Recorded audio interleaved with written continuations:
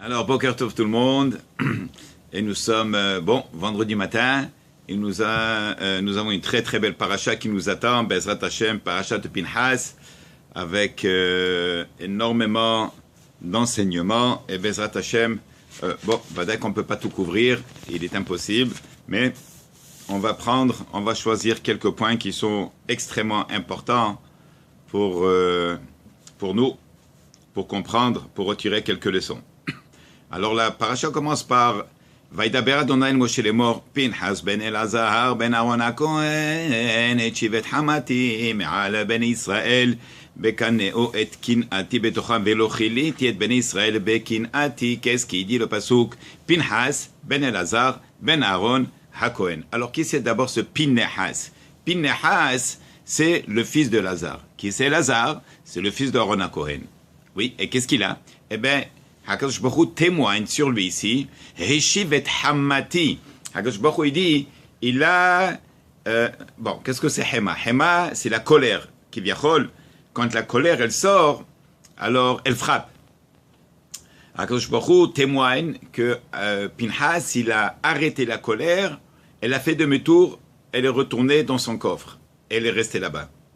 Ça veut dire, regardez qu'est-ce qu'il dit le pasuk. Mais Al Ben Bekano Kinati, il faut comprendre que ce qu'il a fait, Pinhas, et on va rentrer dans les détails, c'est un acte de zèle, c'est sûr. Mais il a pris les choses, les choses entre ses mains, on verra. Et alors, Bekaneo et Kinati, oui, il était jaloux. Sa jalousie, n'est-ce pas, c'est à la revanche sur ce qu'il fallait vraiment faire. Velo chiliti et ben Israël, et je n'ai pas anéanti le peuple complètement. D'anéantir le peuple juif complètement, pourquoi? Qu'est-ce qui s'est passé? Alors, on va trouver ce qui s'est passé. Cette fameuse histoire, elle se trouve à la fin de la paracha de la semaine dernière. N'est-ce pas? On avait déjà expliqué que Balak, il va aller chercher Bilam pour lui donner beaucoup de kavod, pour le payer, oui, des grosses sommes d'argent, pour qu'il essaye de détruire le peuple juif. Comment détruire le peuple juif? Balak, il avait compris que la force du peuple juif, elle est dans sa bouche. La force du peuple juif, c'est pas les tanks, c'est pas les avions, c'est pas la bombe atomique. Ok, même si on l'a, mais comme qu'on dit tous les matins dans la prière, Ele barechev ve'ele basusim vanachnu beshem Elokenu nazkir hem makaru vanafalu vanachnu kamnu vanitodad. Ce pasuk, il est tellement fort, il témoigne, n'est-ce pas, toutes les grandes puissances, toutes les grandes nations qui ont disparu. Le seul qui est resté depuis la création du monde, c'est le peuple juif. Alors, Balak, il vient voir Bilam, il lui dit, qu'est-ce qu'on fait? Il lui dit, regarde, il n'y a absolument rien à faire. La chose, c'est avec la bouche. Et Bilam, il a une mauvaise bouche. Il est capable de maudire. Bilam, il connaît le moment de la colère de la Kadosh Baruch Hu, qui vient Rega, comme qu'elle dit dans Masechet Brachot. Bon, alors qu'est-ce qu'il fait? Il essaie, mais en réalité, tout ce qui sort de sa bouche, de Bilam, on a déjà discuté de ça, c'est que des berachot. La preuve, c'est quand on se marie, il y a le nouveau couple, n'est-ce pas, qui marche vers la choupa. Qu'est-ce qu'on chante? On chante Matovo Alecha Yaakov, Mishkenotecha Israël. Ce sont des psukim que Bilam il a dit. C'est pas Moshe Rabbeinu qui a dit ça. C'est pas Abraham, Yitzhak ou Yaakov Avinu. Oui, Dafka de lui, quelque chose qui sort comme ça de lui, on doit chanter. Oui, parce que tout ce qu'il voulait dire comme malédiction s'est transformé en bénédiction, et de très très belles bénédictions. Au point où est-ce que le Midrash il dit tout ce qu'on va vivre jusqu'à la venue de Mashiach vient de la part de Bilam. Ah, et qu'est-ce qu'on fait avec toutes les bénédictions qui sont venues de la part de Yaakov Avinu, que Yitzhak Avinu il lui a donné?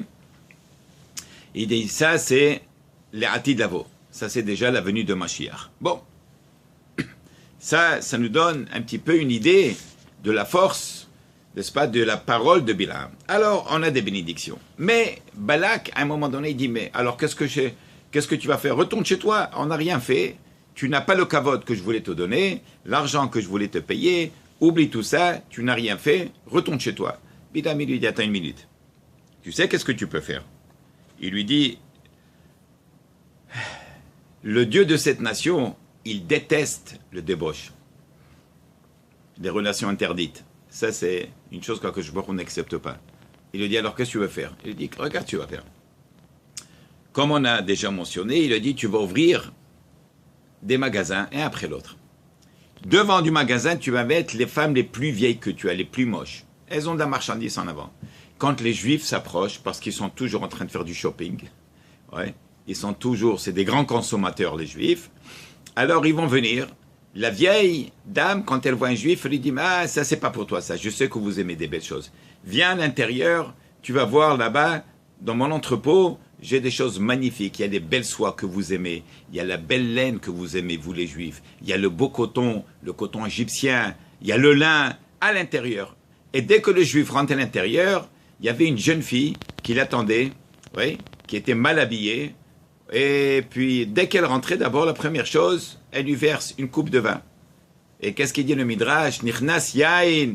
Quand le vin rentre dans le corps, ça fait réchauffer le corps. Et alors déjà, il demande d'être avec elle parce que de la manière comment est-ce qu'elle est présentée devant lui, n'est-ce pas? Ça va attirer beaucoup son attention. Et puis, il veut être avec elle. Il veut avoir une relation avec elle. Elle lui dit, moi, j'ai pas de problème. Moi, je me donne à toi. La seule chose que je te demande, c'est que tu te prosternes devant cette Avodah Zarah. Alors, il est tellement pris, il est tellement avancé dans la Avera qu'il est déjà rentré. Il a bu le vin qui est interdit de boire, il y a une Nesser. Il va avoir une relation avec la Goya. Et il va se prosterner à son idole. Et ça a marché malheureusement.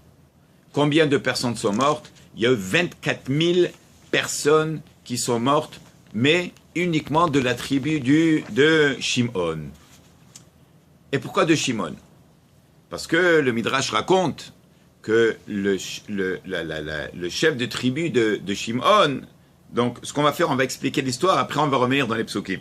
Le chef de tribu de Shimon, qui s'appelle Zimri ben Salou, qu'est-ce qu'il a fait?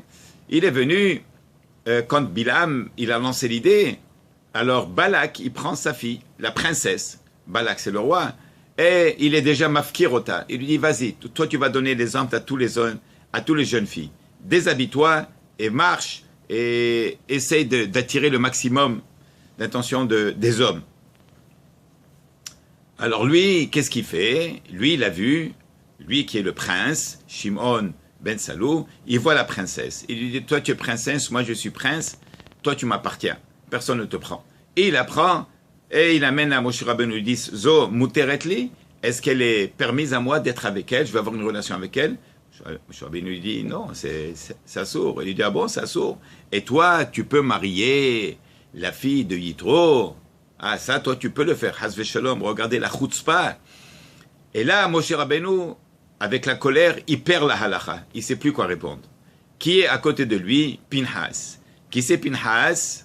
C'est le fils de Elazar. Qui c'est Elazar? C'est le frère de... Elazar, c'est le neveu de Moshe Rabbeinu. C'est le fils de Aaron. Qui c'est Aaron? C'est le frère de Moshe Rabbeinu.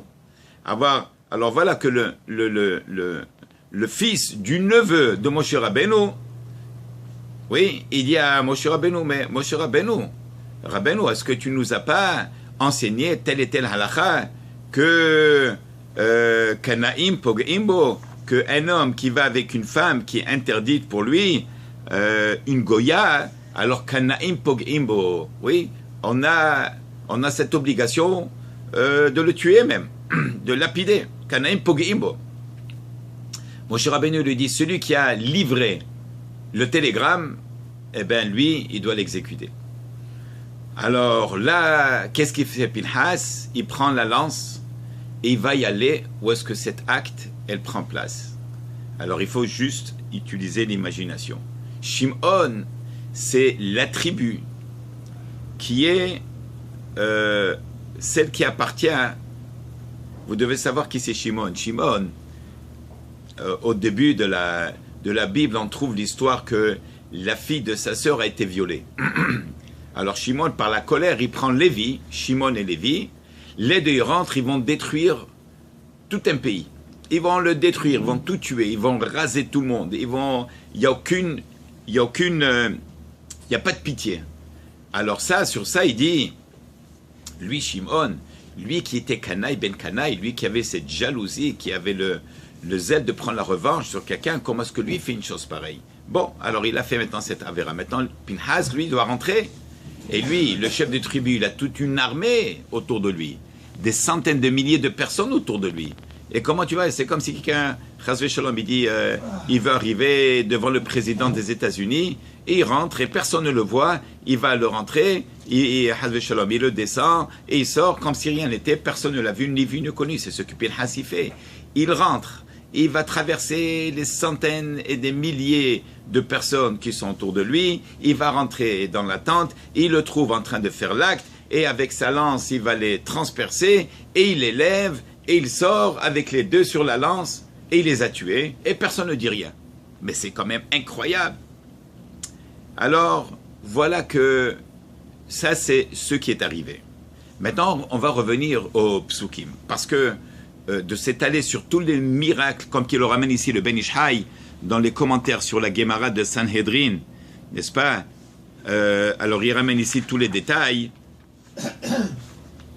Sanhedrin, page 82, oui, tous les nissim qu'il a eu, comment est-ce qu'il est rentré, et la force qu'il a eu, d'où est-ce qu'il a eu cette force? Bon, c'est très kabbalistique, c'est trop kabbalistique même, on ne va pas rentrer dans ça. Nous, ce qui nous intéresse, c'est l'action de Pinhas et ce qu'il a fait, et comment est-ce qu'il a été récompensé. Alors, maintenant, on revient au psukim. Alors, Pinhas ben Elazar ben Aaron HaKohen, Heshiv et Hamati be'am Israël, bekaneo et kinati. Bon, Velo chiliti et ben Israël, et je ne vais pas détruire toute la nation. L'âme al-Chalot, pourquoi est-ce qu'il faut détruire toute la nation? À cause d'un seul acte. Alors on voit que là-bas, à la fin de la paracha de la semaine dernière, il est écrit Vayeshev Israël bashitim, Vayachel ha'am liznot el benot Moab, Vaytsamed Israël le Baal Peor. Regardez l'ordre, Rabotai. Il est écrit Israël vient, il s'installe à un endroit qui s'appelle Shittim. Shittim, il y a plusieurs explications. Une des explications, c'est Shittim vient du mot Shtout, où est-ce qu'ils ont fait la plus grosse bêtise. Comme qu'elle dit, Masechet Sota, page 13, elle dit En adam hote ela im ken nichnas bo ruach shtout. Qu'est-ce que c'est que ce ruach shtout? Comment des grandes personnalités du peuple juif ont pu tomber dans cette erreur de faire une avéra pareille? Comment est-ce que c'est possible? Elama, il dit le Zohar Kadosh, et ça c'est la leçon qu'on va retirer de tout ça, c'est quand il y a, par exemple, une personne qui faute. Un homme il faute, ou une femme elle faute, elle fait une avéra dans tel et tel endroit. Elle est partie. Cet endroit a pris, cet endroit, même si la personne elle est partie, elle a quitté l'endroit, il y a comme une empreinte de la avéra qui est restée. Il y a une énergie négative qui est restée dans cet endroit. Et alors, si c'est comme ça, voilà que cet endroit de Shittim, c'est un endroit qui était connu, où est-ce que les goïms, ils font beaucoup d'immoralité là-bas, beaucoup de avérotes, beaucoup de fautes qu'ils ont commis, les hommes avec les hommes, les femmes, tout était mélangé. Et c'est là où est-ce que Bil'am il dit à Balak, installe-toi là-bas, ouvre quelques boutiques et tu verras, ça va attirer les gens. Une fois qu'ils sont là, ils vont être attirés par ça, ils vont tomber dans les pièges. Et je vous promets, dans ma synagogue à moi que j'ai, il y a une place dans cette synagogue, il y a à peu près une centaine de places. Et dans cette synagogue, il y a une place où est-ce qu'à chaque fois, il y a une personne qui s'assoit là-bas, elle cause des problèmes. Alors on a eu à peu près 10 ans de ça, une personne qui s'est assise là-bas, elle nous a causé des problèmes, elle a quitté.